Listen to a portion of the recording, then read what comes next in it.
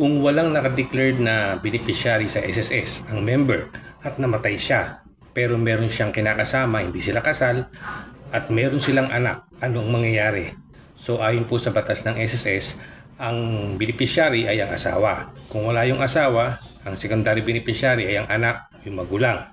Sa case nito ay meron siyang anak. So yung anak po ang makikinabang doon sa benefits nung namatay niyang magulang. Dahil hindi kasal yung magulang niya, so kung minor yung bata, kailangan ng guardian. So pwedeng maging guardian yung kanyang nanay na kukuha ng pension hanggang sa age of 21 kung minor yung bata.